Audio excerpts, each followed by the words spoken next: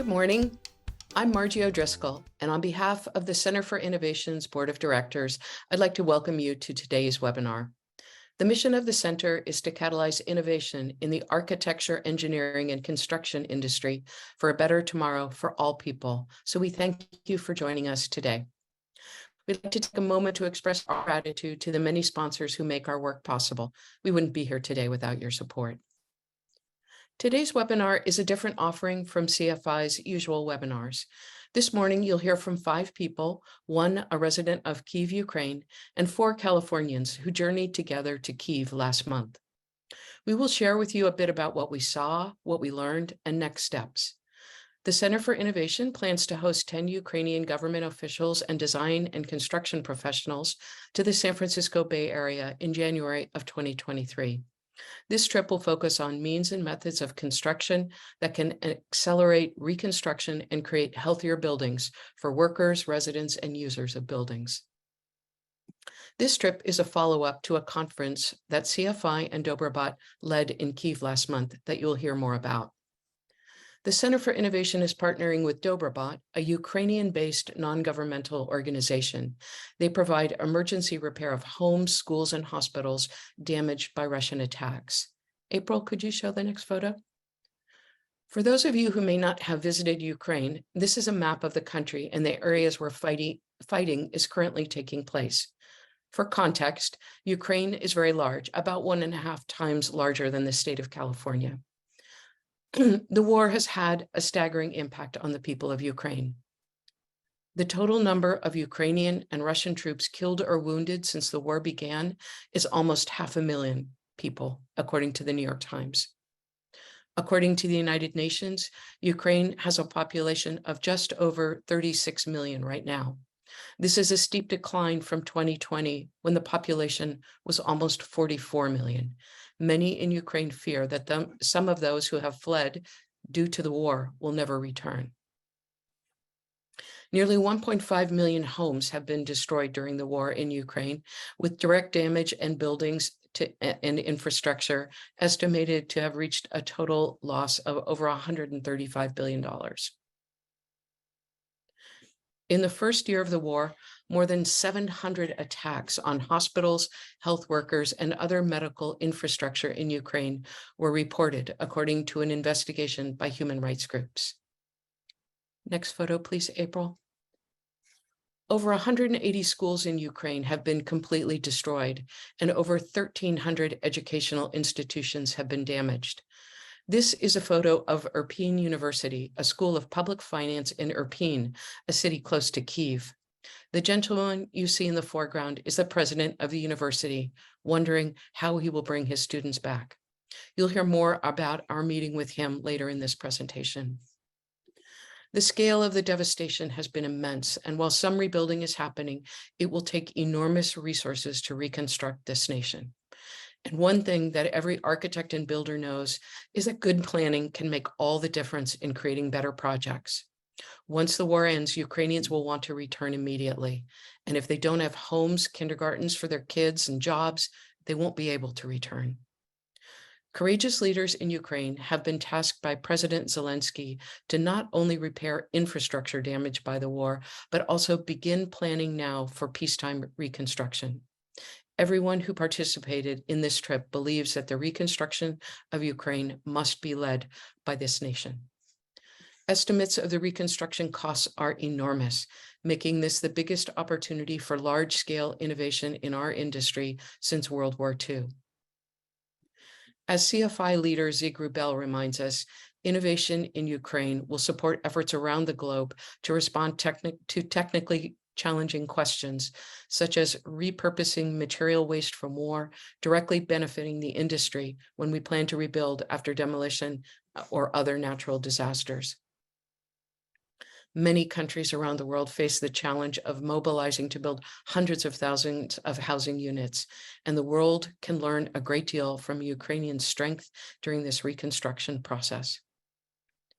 CFI seeks to leverage new design and construction techniques in Ukraine to support the Ukrainian people and share this journey with our community. We will conduct and share research in webinars, articles, and on our website. One of CFI's tenets is to reshape the AEC industry for tomorrow, and we can think of no better way to reshape our industry than to support the noble work of Ukrainians as they envision and build a country at peace with the biggest reconstruction effort of our lifetime. Please close that screen share, April. Now for the event you've been waiting for, I'll introduce our speakers, but I would also like to let you know that if you have questions, please add them to the chat box to share comments and questions. Here's a little bit of information about today's speakers. First, you'll hear from the marketing director of Hilti Ukraine, Andrei Lakhshtanov. Andrei is an amazing leader at Hilti. Andrei also showed us his beloved country with unmatched passion while we spent time together last month. He organized meetings with mayors, members of parliament, a major national conference, and also connected us with NGOs.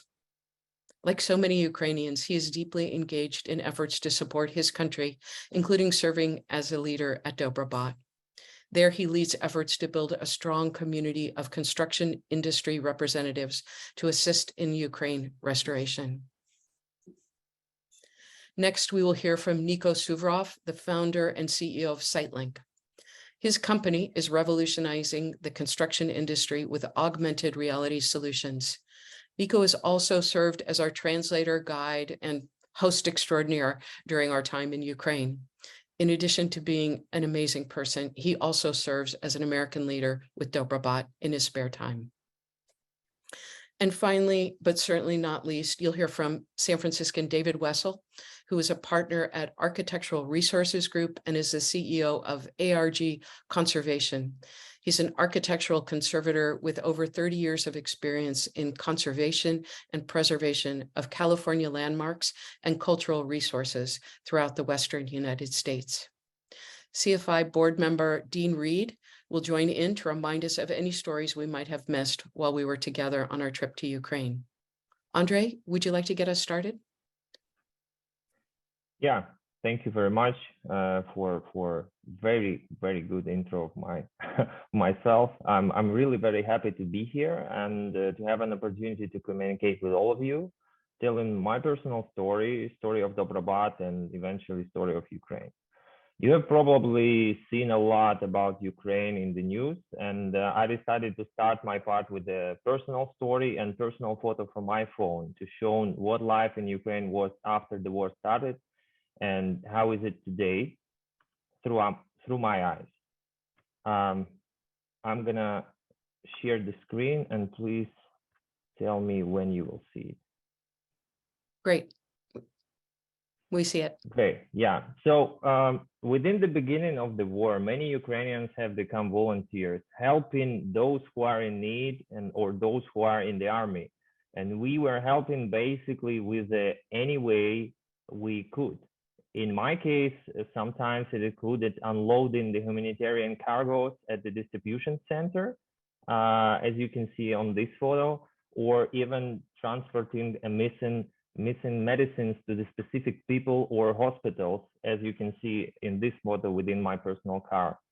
And eventually on the third photo, you see already targeted assistance of Hilti, my company where I'm employed, assisting Dobrobot, where I currently also volunteering. Here are other personal photos representing, for instance, the first one is what my sister's house looked like in Irpin when the city was deliberated, and we discovered that the Russians robbed it even when they left. So when leaving, they not just live there, they even robbed the house. Also, here is the photo how we handle the blackouts, and most likely we'll be having, unfortunately, in this upcoming winter, but we are ready for that more than we were last year. And due to attacks on the infrastructure and energy facilities, there were a lot of great difficulties with the availability of fuel. So basically there was no gasoline at the gas stations, and we had to get it with a great difficulty and to learn how to refuel from canisters. On this photo, you can see the first time I'm fueling my car with the fuel from canister. Luckily, it didn't last long. And but as you understand that the rocket attacks and regular rocket attacks on the peaceful cities continue on a daily basis, and it can get you anywhere, literally anywhere. And this photo is one of the many examples of when you need to interrupt your plans. And in this case, everyone needed to leave the swimming pool because of the air siren. I took this photo because that time I didn't even manage to get into the water. But today, our country, individual cities, and most importantly, people cope with these difficulties. We continue to live, we continue to fight, we continue to defend our independence. And aside from the front line as well, the peaceful cities have gone through some challenges. We continue to stand strong and do everything that is necessary to prevail. And the last photo I would like to show today from the personal story is it was taken actually in a blackout on the way to the bomb shelter during the missile attacks. So as you can see, there is a headlamp on my wife's forehead, and but still we are quite calm. And as you can see, there are smiles on our faces. So next, I would like to tell you a few words about Dobrobat. Dobrobat is a volunteer movement that focuses on the initial reconstruction of damaged buildings. The project's priority is fast recovery. The demand for such help started from the very beginning in March 22, and in April, the organization was founded. We, as Hilti company, began to help Dobrobat with the supplies of power tools in April, May, and I think 1 month later, I joined Dobrobat fully as an individual volunteer. At that time, there were many who wanted to help, but there were not enough people with an experience and understanding of construction industry. At that moment, my knowledge and connections in the industry were much needed there, and somewhere I use it just as simple connections, somewhere it required a great effort, negotiation and other studies. But today I'm responsible for international cooperation in the construction industry of the entire fund. And my task is to provide as much cooperation as possible to cover all existing and future needs of the fund. And as you can see, the size of organization is quite big and it's growing. But unfortunately, destruction continues and demand is still high. That's another reason why I'm here and why we're doing it. And just to show you quick photos, you can see one of many examples work done by Dobrobat.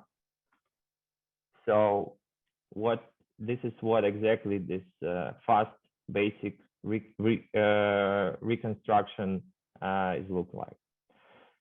Additional task I see for myself is a strategic development and utilizing our capabilities to solve larger problems. Larger, I mean, not here and now, but strategically, future problems. Because the construction industry, we care about the construction industry in Ukraine as a whole. And as you can imagine, it is now going through far from the best times. The situation is very difficult. The level of complexity of our industry affects not only the current state of the industry, but we understand that it also affects the future recovery that everyone is looking forward to. We understand the readiness for the future large-scale recovery, but we really want to be prepared, and we understand that we need to prepare in advance. We also understand how important it will be, and it is actually now, to use new approaches, new methods, new technologies, how critical international experience and correctly created local conditions are. That is why Dobrobat signed a memorandum with the CFI, and huge, once again, thank you for CFI for this cooperation. And together we developed a multi-step strategy to help Ukrainian construction industry.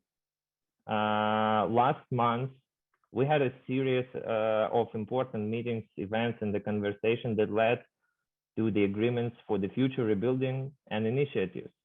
We communicated with university rectors, politicians, city mayors, construction industry representatives who are continuing to stand strong and bring our victory closer. And this photo, you can see the closing event, International Forum in Kiev, Ukraine. It had a clear goal to create a common vision and platform for recovery of our country. This platform gathered 400 participants. It was broadcasted in 2 languages online to the worldwide audience. And most importantly, it created a start, the first step for us to make changes happen. And to tell you more about the findings and the next steps we would like to have, I pass the words to Nico. Thank you very much, Andrei. I just want to remind everybody, if you have questions, please go ahead and ask them in the chat.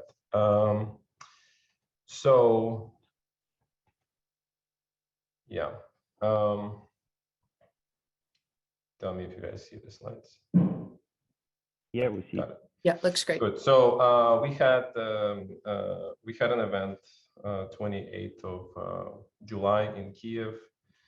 The event started with us here talking to CFI and Dobrobat, and CFI have been working since last November on outlining what the support of CFI's members and sponsors, the architecture, engineering, and construction community in US could look like to the people and the industry of Ukraine. At some point, we were asking ourselves questions, and Dean made a really good observation, and he said, why are we trying to answer the questions? Shouldn't we just go and ask these questions to the people in Ukraine and get the answers we want? And this is how they started. So we started what you might want to think is a discovery trip. And on this discovery trip, we really wanted to uncover a few topics. One is how appropriate is it to even talk about rebuild while the war is going on? And, victory is not, is the most important topic clearly for everybody in Ukraine. And we just wanted to be really in tune and culturally sensitive to the topic. Second, we said, okay, is really US the best partner? We know US is a great partner to Ukraine. And by the way, when we were in Ukraine, every single person we met kept on thanking us for the military aid that US is leading in providing. And we said, okay, yes, for military, we see that, but really for rebuilding, is US the best partner? And aren't there partners closer in Europe, GB, European Union, and so on and so forth? Or even countries like Turkey, who have a great track record of construction means and methods and just overall industry experience. And finally, okay, even if this is something that US can bring to the table, how viable, how long can it stay? We're talking different time zones. It's really difficult to travel. You can't hop in a car and, like, Andrei can probably get into the car once the war is over and be in 12 hours in the European Union, right? Here, it's a different story, right? And so with the help of also our people, and I just want to be really thankful to the team here at SiteLink who made a generous contribution to create this event in Kiev. I just want to highlight the fact that every single person, we're a small company, only 8 people, but every single person contributed to as much as they could. And together with our board of directors and investors, we were able to come up with a good sum that allowed us to have this very important trip, and most importantly, made it open to the public and made it open to the people of Ukraine. And we created quite a stir. While I was in Kiev, my Instagram feed and my Facebook feed, I'm dating myself a little bit, right? Kept on being populated with shots from the event. So that event really resonated with folks. And we got our first question answered because, the entrance ticket was really answering the survey that we provided. And we asked people, okay, what's most important topic right now? And actually rebuilding, planning to rebuild, and thinking how to bring people back is as important to those in Ukraine as victory right now. And that gave us a great first answer, and we kept on thinking, okay, what else is important? So, and once we met beyond the conference, we had multiple meetings. And once we met with people on the ground, and this is a video from a trip of ours to Irpin, a city that just is 4 miles outside of Kiev. And when we met with mayor and we said, what's really important? And his answer was very clear. He said, my people need to come back. We have a lot of people who are outside of the country, outside of the region, and they need to come back. And for them to come back, they need to have a home, they need to have a kindergarten, they need to have a school. So the faster we can rebuild, the better my city will be. Otherwise, it's going to be a ghost town. So this is really the number one priority. And throughout the conference and throughout our stay, 3 main themes kept on popping up. Okay, we said, okay, what's the most important need for reconstruction? And we asked them, is it money? Is this labor? What else is it? And number one answer was means and methods. People in Ukraine, industry leaders, architects, engineers, public policymakers, mayors are thinking we need to have better means and methods. We can't keep on building with means and methods of the Soviet Union. We asked them, okay, what is the most desirable way to build? We asked them different options, timber, and concrete and masonry. And the number one answer was industrialized construction. People understand the need for industrialized construction and they're driving it. Finally, there are many questions, but the finally one for us, how ready are you to experiment? Are you looking for something really proven, or are you ready to go as wild as you can? And the answer is, we're going to use the best there is. Anything that we can get our hands on, we want to use. And with this, this gave us a really clear picture of what is the sentiment in the industry and with people of Ukraine. And as Andrei has said, we kind of outlined 3 priorities. One is restart the AEC community from a perspective of VDC. 80% of VDC engineers think of VDC as an idea, not as a practice. Again, this need for industrialized construction and all of its prerequisites is something that the industry is really interested in. We think we can provide. And number one goal is to rebuild faster. So any relevant innovation to drive the schedule will support the need for that. And with this, we're hosting our first event in October, November of this year, where Dobrobat and CFI will host selected Ukraine representatives. And I don't want to name the names yet because it's really difficult to get out of the country, to get the US visas and so on and so forth. But preliminary, we have at least 1 mayor, at least 1 member of the parliament, a couple of the people from the industry, and a couple of other officials and influencers who want to come and visit prefabrication facility. The goal of that is to tour the facilities, to understand what they look like, to understand what is the investment, to understand all of the prerequisites. We all know in AEC that just having a fabrication shop without all the work in design and upstream doesn't really make sense. So they need to understand what it looks like. And today I see some people in the audience that I know have facilities like that and can probably support us. So we're looking for hosts who can help us put this trip together again in October, November. And with this, I'm going to pass it on to David. All right, thanks, Nico.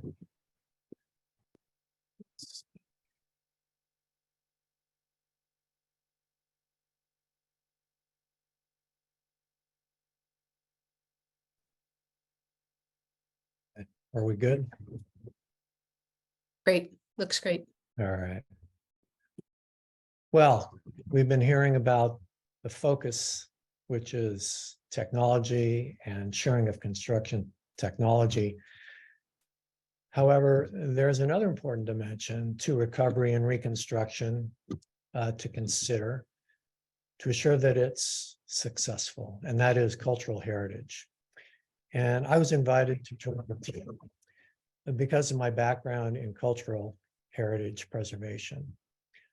There are two salient points that we've learned from other post-war and post-natural rebuilding campaigns.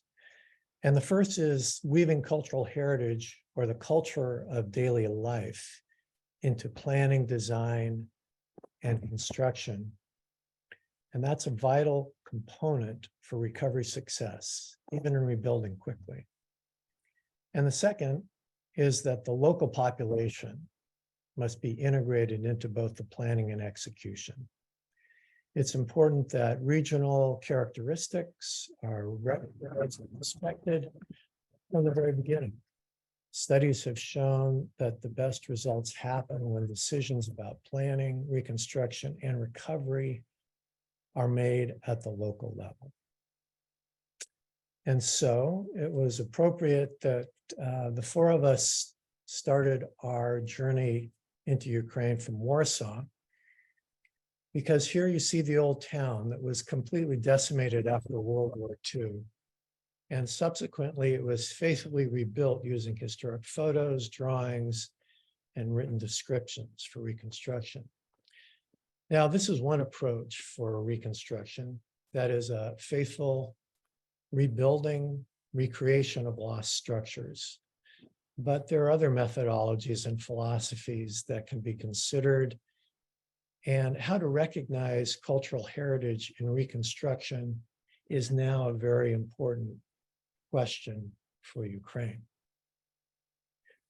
So after a 12-hour plus train ride, the four of us arrived in Kyiv. Kyiv is a beautiful and sophisticated city with large public spaces, parks, and wide boulevards. I'm going to show you a little about what we experienced.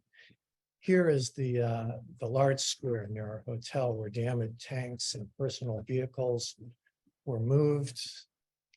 And we found them here and around the city as memorials to those who had perished, and also memorials to what was happening in the rest of the country.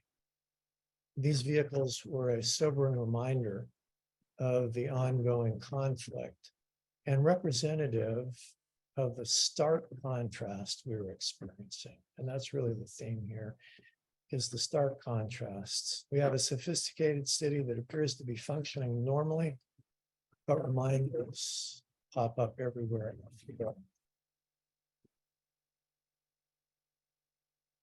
Kyiv has dramatic setting on the Dnieper River that runs south to the Black Sea. And on the right, you see and you can see the human scale of the streets and the beautiful ways that the historic buildings are maintained. And you can see here a monument that was protected against the bomb blasts as we looked out onto the river. The areas we walked were planned with grand boulevards and monumental buildings with ground story retail and commercial and residential above. And as I mentioned, there are contrasts everywhere. And here is the Kyiv Opera House with banners advertising benefit concerts, a center of culture, to raise money for military helicopters to protect the city. And on the right, a bucolic street scene. And after a day in Kyiv, we were provided the opportunity, as Margie and Nico mentioned, to visit Irpin, which you may have heard was the city invaded by Russian troops and where they came closest to Kyiv. And this is another photograph of the bridge that was destroyed by Ukrainian militia to prevent the Russian troops from moving into Kyiv. As I stood there and I looked the opposite direction, what did I see? A beautifully maintained Orthodox church. And here is Irpin's memorial, one of their memorials to the war effort. That is the destruction of personal records. Margie mentioned the State Tax University, where some of their essential buildings and historic buildings have been destroyed. It's an important institution for a democracy, the state tax university. And it's important now that it be rebuilt as soon as possible. And here's another shot of the devastation in the interior of the building. This is where we met the mayor. That was down, and it's the community center as it's damaged by the Russian forces.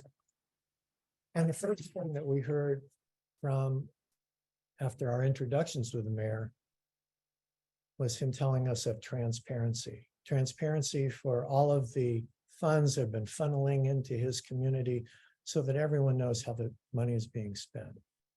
And here he is in front of a new school that was paid for by, I believe, Lithuania. And this is really an example of the resolve that we saw everywhere to move forward and plan for the future and not wait. And this is the bombed apartment building we saw. You know, everyone reacts differently when visiting these sites. And for me, it was a delayed response until I saw this structure and connected with the destruction of people's homes. Now, I gave a short presentation at the conference about tangible and intangible cultural resources. I'm going to quickly show you some slides from that presentation. Now, what most of us think about when we think of culture are the tangible cultural icons, as you see here. But in reconstruction, as I mentioned, what research has shown is that we need to be mindful about intangible cultural heritage and planning for reconstruction so that the rebuilding designs respond well to the customs of the society and is reflected in the new architectural and urban planning. And here we discuss the question and topics about what is Ukrainian cultural identity and what will the population expect of its government for the reconstruction. This, of course, relates back to the mayor's comments on transparency. So after our conference, we were relaxing with our new friends in our hotel. And referring back to the contrast of our visits, as we were decompressing, we received an air raid notice and had to retreat into the basement of the hotel, 3 stories underground, where we continued our meal. And these are the contrasts that Ukrainians are dealing with every day. And before we were left, we were able to visit St. Sophia's Church in the city center of Ukraine, and of Kyiv, an absolutely beautiful monument. And consistent with what we found everywhere was that the building and grounds were very well cared for. I'm just finishing with a couple of beautiful, or what I should say on the left, a very beautiful scene, and on the right, a typical scene, very domestic type of architecture that we experienced in Kyiv. So I hope this quick summary, and this is our way back through the train station in Kyiv, and I hope this quick summary of our trip has communicated the strength of the Ukrainian people and how they're ready, but more importantly, are able to move forward and clearly have the ability and resolve to make the most of what we can share.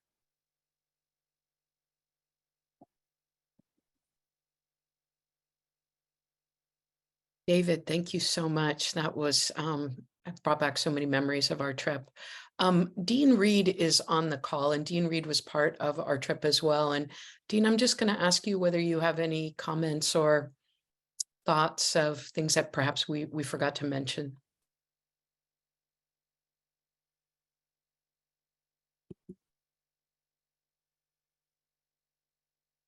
RG, can you hear me? Yep. Just a few things that we're working on right now, which is getting the Stanford Professional Development Certificate in Virtual Design and Construction, making that available to people like Andre and others that we met there to launch that. And so That's one thing. Just a few minutes ago, I received an email with an image of the first pass at modeling a digital twin, the current state of digital twin in Ukraine. That is already happening. And just yesterday, we had a call, Nico and I, with the two most experienced people within the lean construction movement who volunteered to help the Ukraine, and we talked about ways to get that going. So things are definitely happening right now.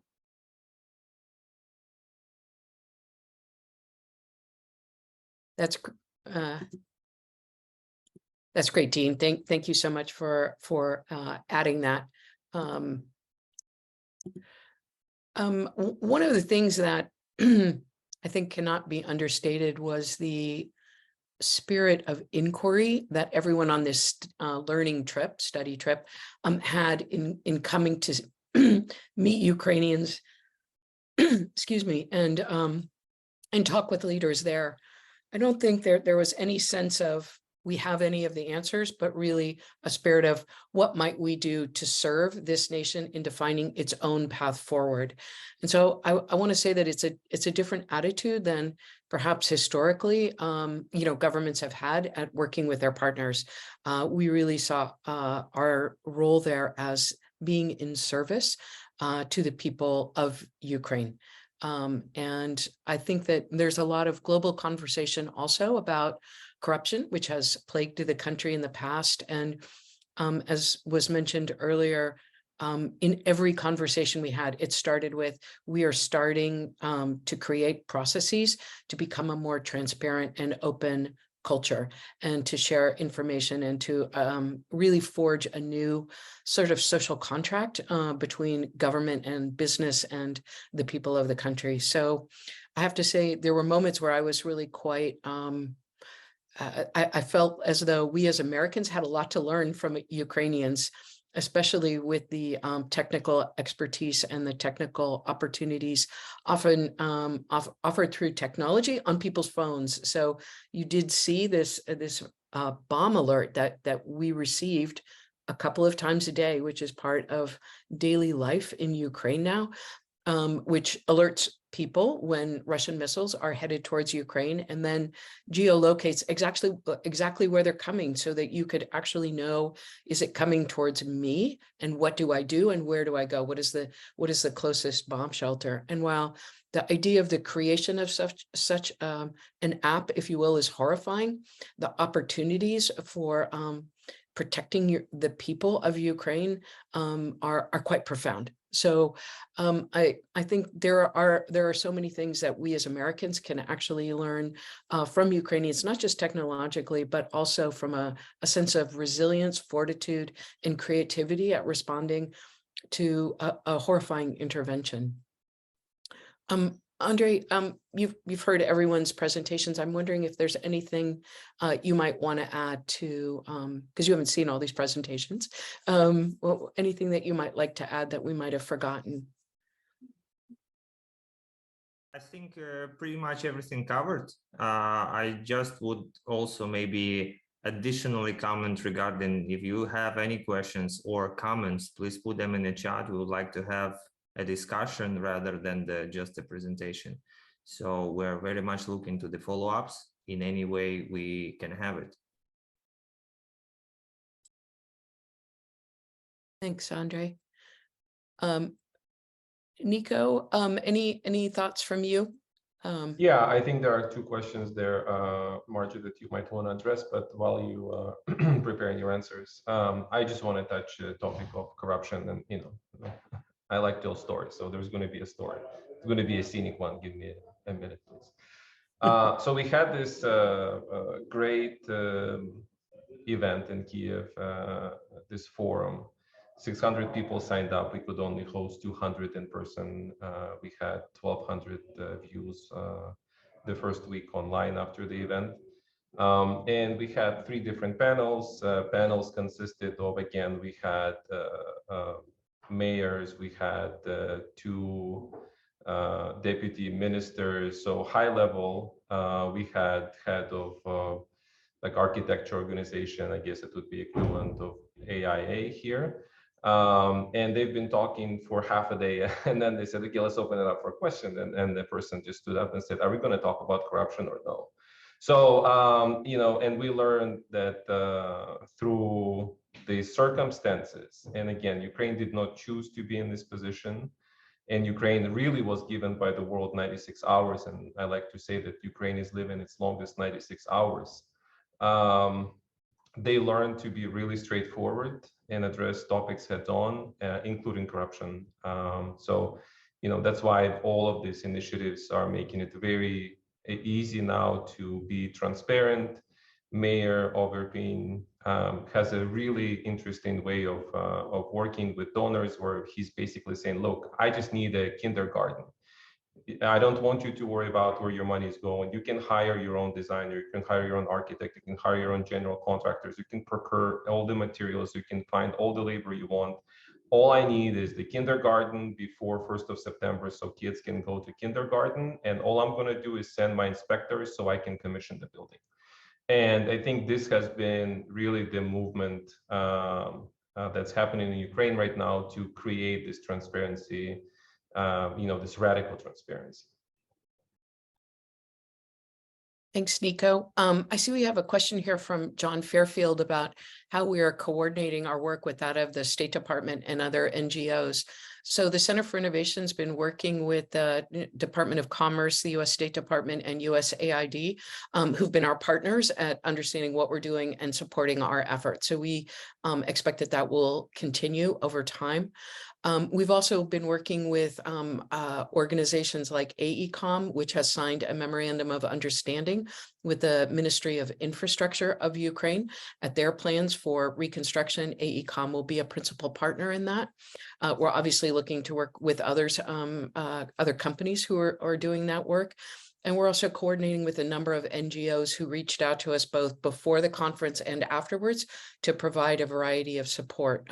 We had some really interesting meetings with universities and educational leaders while we were in Kyiv. So we are working to help them answer some of the questions that they have raised. So, so we've been really on that sort of follow-up of creating educational programs like Dean spoke about, but also supporting in other ways, things like different curriculums that could be offered, especially in architecture schools.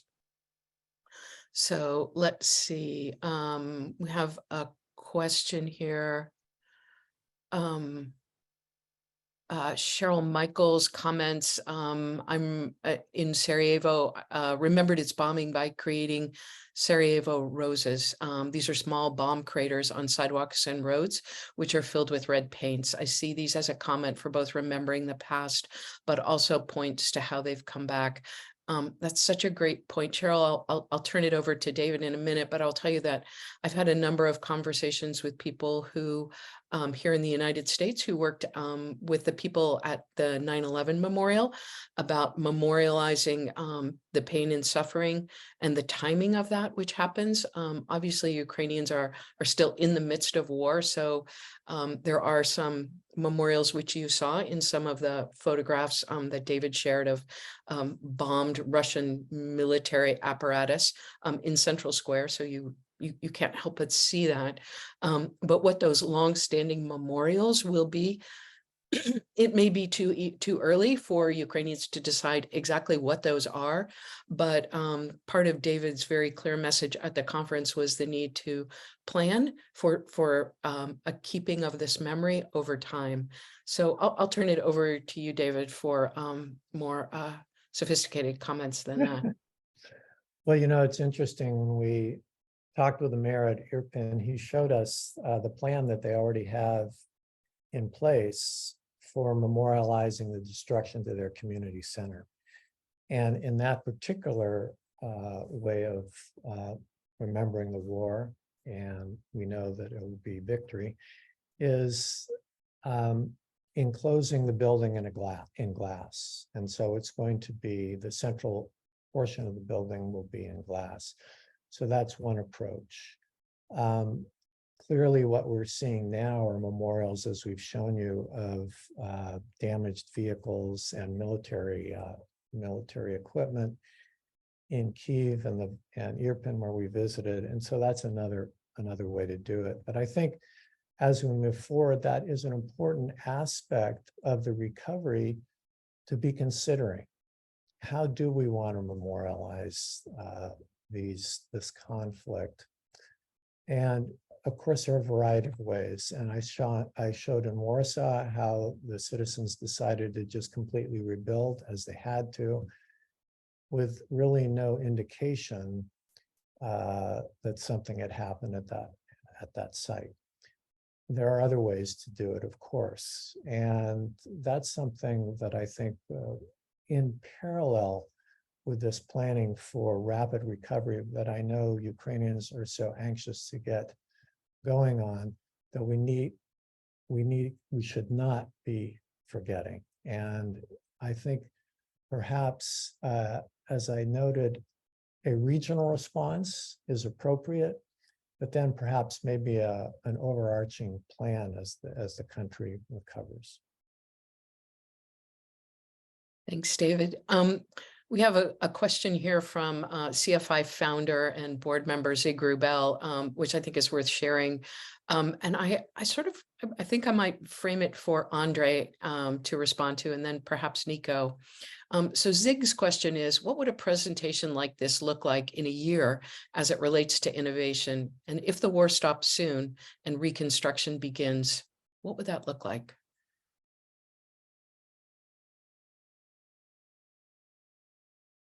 That's definitely something I'm envisioning, and that's coming to my mind literally on a daily basis. So here I would like to say the words we're using for, let's say, the major reconstruction forums on the national level. And a couple of months ago, there was a huge reconstruction forum for Ukraine in London.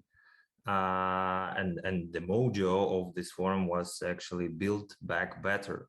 So I believe this is the main statement for us. We not just want to rebuild that we had previously. We want to build back better. We want to re-identify the cities. We want to re-identify the structures. We would like to use the most innovative technologies and the latest views on the city planning and other stuff. And we're definitely committed with that. And when I'm speaking all across the industry regarding this topic, I can clearly say that the vast majority of the industry representatives sees it as an opportunity to have that and to build that back. So Zig, I'm envisioning a very beautiful presentation, if to answer shortly. When we had the survey, which we asked all the participants at the conference to fill out what their aspirations were, a vast majority said, we want to create a city that is sort of a jewel of the world. And I'm paraphrasing there, but we want to create a place that not only are we proud of, but becomes a place that the world can love. And I think that the heart of that statement really stuck with me as we were meeting with people. Nico, is there anything you wanted to add to that? Yeah, I mean, I am maybe not as romantic as Andre and Margie. I envision a presentation where we talk about how many of those 15 million people who are displaced are back in their homes. I think the number one reason why we're having all of this is we can't imagine what it would be for men to be at the front line and for women to be outside of the country or displaced for their homes, and the uncertainty it brings. So I just want to see people back in their homes. I think there's also a great possibility to explore issues of sustainability and other possible changes in the rebuilding process in Ukraine, which could help build healthier buildings for workers and also for residents. So there is that opportunity as well. And that's certainly something that we talked with members of parliament about sort of a national policy about creating more sustainable buildings that are healthier for people as the rebuilding process comes along. And I think there was great curiosity about, well, what would that look like? What could that be? So I think that was met with great, well, curiosity. I guess that's the only word that I would use. How might we do that? So I think the demand for innovative thinking is being met with great, with welcoming arms by the people of Ukraine.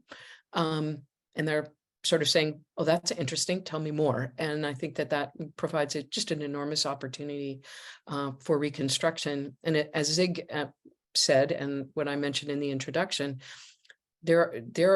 if a reconstruction process is created for the people of Ukraine, there are lessons that the rest of the world is going to learn from this process.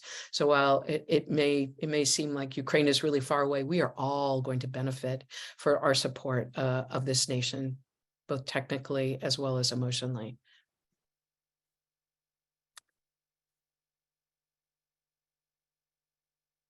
Margie, if I can jump in, quickly comment in one topic, because we have a question from or a comment from Tom Austin, and I already answered, so we popped up to the answered folder, but it very much relates to the topics we're discussing at the moment. So Tom shared the link to the DREAM website. DREAM is basically a tool or a platform created by our government that collects, organizes, and publishes open data in the real time. Open data related to the reconstruction projects.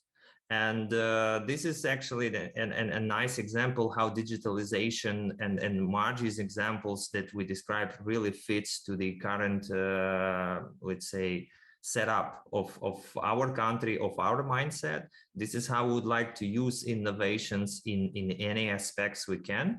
And this is also about transparency, because I put an answer on this comment quite shortly. This is a good view on bringing digitalization, but the digitalization also brings transparency, and transparency touches the corruption topic, and transparency touches all other topics. So great example how changes already started, great example how we already collecting information and the tasks we have in order to bring people back, because what Nico said a little bit earlier is a very crucial thing. We really need to bring our people back, so we need to create these conditions that will be attractable for them. And this is another huge responsibility of the industry. There was a question from RK about this industrialized construction tour, and I just want to highlight. So the goal of the tour is to bring, again, it's going to be at least one mayor, at least one member of parliament, a couple of people from the industry. And by people from the industry, I'm talking some executives who are leading construction companies in Ukraine. So if we're thinking about US, level of, I don't want to name the names, level of top 5 ENR, okay? And you guys all know what those names are, who are right now in decision mode. They're deciding where to invest. Luckily, World Bank, European Bank of Reconstruction and Development is making funds available for these enterprises to invest into infrastructure for the reconstruction. To give you a scale, Ukraine's construction industry has been around 10% of GDP. The reconstruction effort is 3 times the GDP. So this is going from 0.1 to 3, and it doesn't happen overnight. Ukraine will simply not have enough concrete, aggregate, and so on and so forth. So all of these investments into infrastructure of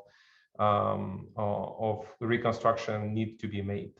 When we asked the industry professionals how long of a logistically, like how long of a drive they want to see their materials, they said not longer than 50 kilometers. 50 kilometers is not like, what is it, 30 miles.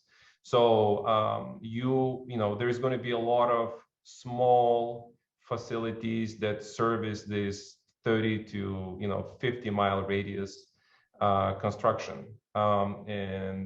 So these industry leaders are building business plans, and these business plans then will go to World Bank or European Bank of Reconstruction and Development as basis for getting the funds for them to build those facilities in areas where it makes sense. So Ukraine industry can have access to the to modern means and methods, and ideally prefabricated components right where they need to, but also create a lot of jobs and create prosperity and economic growth in the country. So these leaders want to hear your stories of how you went about your prefabrication journey.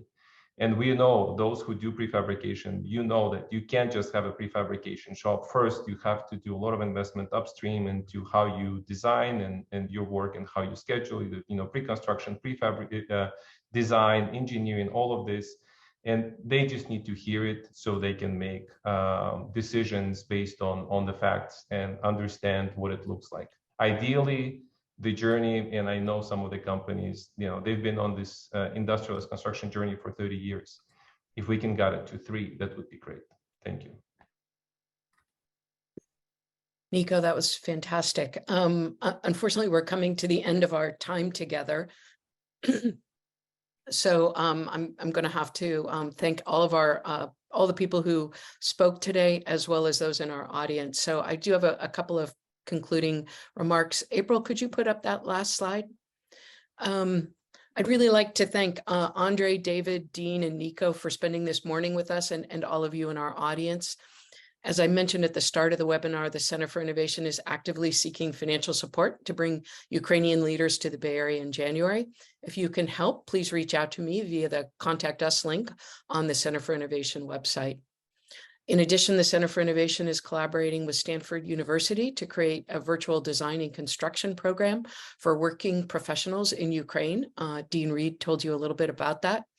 We're also working on digital twin and lean construction initiatives in Ukraine and assisting other universities as they prepare students to meet the challenges of reconstruction. Our TRIMP has launched many opportunities for American AEC professionals to support their Ukrainian peers today. Please also support the efforts of Dobrobot around the world to repair homes and schools to keep Ukrainians safe as the war continues. May it end soon. We've recorded this session and we'll place it on the Center for Innovation website, which is centerforinnovation.org, in the coming days. Our webinars are also available as podcasts, so check it out wherever you download your podcast. Special thanks to the amazing April Willoughby for all the behind-the-scenes work on all CFI projects, including today's webinar. And finally, if you aren't yet involved with the Center for Innovation community, please be sure to subscribe to our newsletter to receive updates on the many innovative webinars and events we host each year. Thanks again to our sponsors who make all of this possible, and to you, our community of innovators, for all that you do to transform our industry. Please support Ukrainians today, and we'll see you soon. Thank you for joining us.